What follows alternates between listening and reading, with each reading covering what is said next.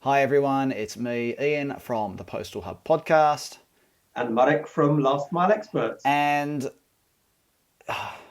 we're going to talk about that virus today. And I've had it up to here because I've been living it, phone calls, planning, how to deal with it in the post office, how to deal with it in the last mile. Mark, you've been dealing with it as well. But Ian, we can't avoid it. And I'm going to say No, it COVID is a question that's coming up time and time again. how to deal with it, how to respond to it. So we're going to not give a comprehensive sort of prescriptive approach today. We're going to cover a couple of high level things that you've come across. Although we've got the details if people are really interested and we can do something more detailed. What we don't know about responding to this is not worth knowing of you. I know that sounds a little bit arrogant, but in all seriousness, I'll tell you, let's just start with what we said we were going to do, the high level stuff. So, Marek, if someone knocked on your door and said, "How do we respond? How do we prepare?" What are the big ticket things you would say, rather than just saying, "Oh, contactless delivery." We all know about contactless delivery, right? We all know. What are you going to say at a high level? I think Napoleon said that 9/10 of the victory are in planning, and that's what it's all about. First of all, to sit down and plan, have all the relevant people, maybe at a suitable distance or maybe online, Yeah, and plan. So that's the first thing. Have a really good plan, develop the procedures, think about the disaster recovery plans that will be needed because they will be needed. And I think that's step one. and when you talk about this task force, it's got to have the top brass in there as well. Absolutely. There's got to be the key people representing each of the functions and probably somebody with an HR and a comms responsibility.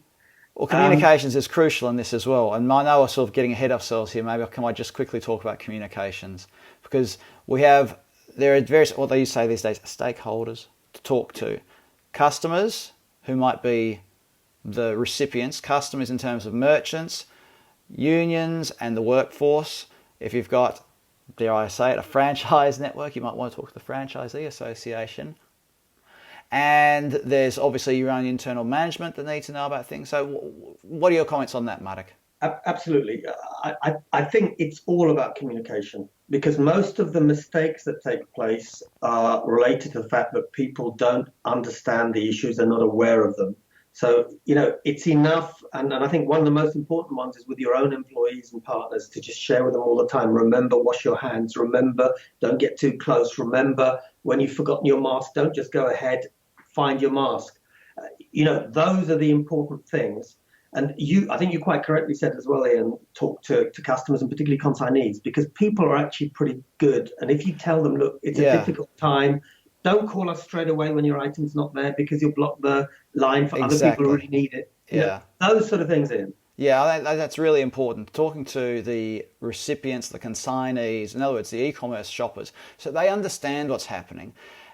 Usually people are understanding. Usually people are forgiving. You'll get a few nut jobs that will say, "Where's my parcel?" All right, we know that, but you get that under normal circumstances. So this communication needs to be ongoing, and yes, it can be repetitive, but we're in this for the long haul. It seems, doesn't it, Mark? Yeah, it looks like we are. And to be honest, Ian, even when we get through this, there will be unfortunately other things like it. And I think the only good thing we can bring out of a bad scenario is to learn and make sure that if anything similar happens, we're prepared. So let's just talk about a couple of quick other things. I mentioned contactless delivery just as a throwaway before, but why I mentioned it was because there were a couple of new players to the last mile who were saying, "Oh, we're doing contactless delivery," like they'd just invented something amazing, right? We're all doing it. It's not a competitive difference or anything like that, right? We're doing it. We're doing contactless delivery. But if you look further up the line, so to speak, when you're in a mail centre, a parcel centre, an e-commerce fulfillment centre, there are a couple of key things to bear in mind there, aren't there? Absolutely. I mean, Ian, there are loads of things. I've got a list actually. I'm looking at just here about 50 bullet points, which we won't go We to might bore. not have time for 50, but But I think some of the key ones are, stagger shifts, yeah, don't have key people in the same shift. Try and split them. So if anything happens to one shift, you've got the next shift. Split your lunch or tea breaks. Yep. If you're in the UK, tea breaks, as we all know, are important. Split them so that they're not together. I think one of the other really important ones is to have a dedicated task force of, depending on the size of company, of audit and control people to make sure compliance happens. Because Yeah. remember, with something like this, you can have 1,000 people, and it's enough to have one that's And they're all breaking the gone. rules. And that Exactly. comes down to this planning and having a task force, etc., is being able to rebalance the load of your network. So if you have to change your sort plans suddenly, let's say a whole sorting center gets knocked out, what are you going to do? You have to have that plan. What are you going to do? Are there still staff who can work? Can they move somewhere else? It's even the same if you're just talking about a retail network. If you've got one post office that's been taken out of action because a manager can't work, can the other staff members work, or are they considered to be under quarantine, or do they have to be self-isolating? Have all those things planned so that you're not caught with your metaphorical pants down. And I know that there are some people who are sick of me saying this kind of thing, but it's really important to have that nailed down so that you don't have surprises, because the situation can move very quickly. I know that's, for some people listening to this or viewing this, will say, well, look, the situation has already moved quickly. But there are other parts of the world where they're just on the beginning of this curve, to use a word that's used a lot at the moment. Things move quickly, don't they, Mark? Absolutely. I'll just add two other things that I picked up on because, as you can imagine, we've had a lot of calls, we've been reading a lot about this.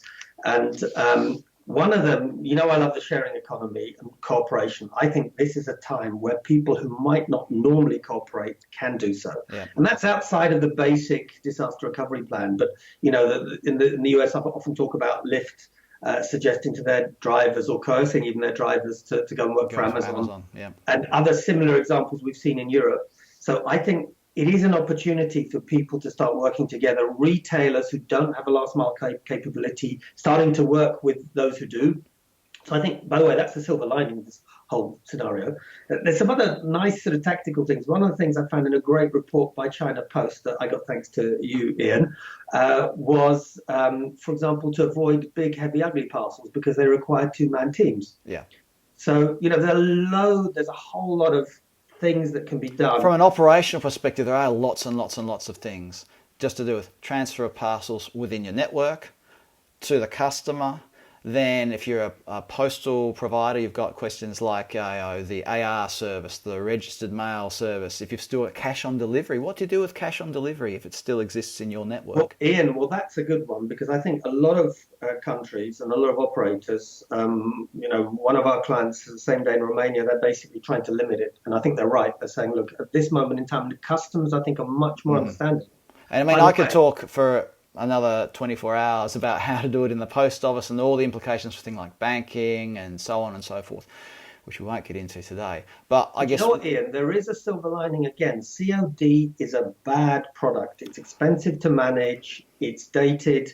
And I think it's really great that of all the bad things that are happening, there's a couple of good things that maybe will come out of it. Yeah, and there are some, I know, with the risk of going off on a tangent, there are some people who say, well, COD has some specific use cases, but I think that's quite limited personally. That's just based on my own gut feel, that credit card use and alternative payment methods will really overtake the usage of cash in the last mile. Anyway, we've gone on too long. Listen, Ian, we can do a whole one on this because I'm Comments below, everybody. If you want us to talk about cash on delivery for 7 minutes, we'll do it.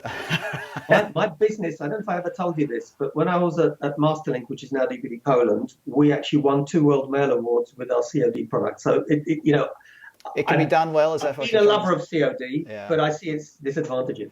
Indeed. So that's just a few high-level things and a couple of operational things to look at with regard to your response to COVID-19, the novel coronavirus, in your delivery network, a little bit about what you could be doing in your retail network. If you want to ask us more questions, comment below. Got to do it with your thumbs up, everybody.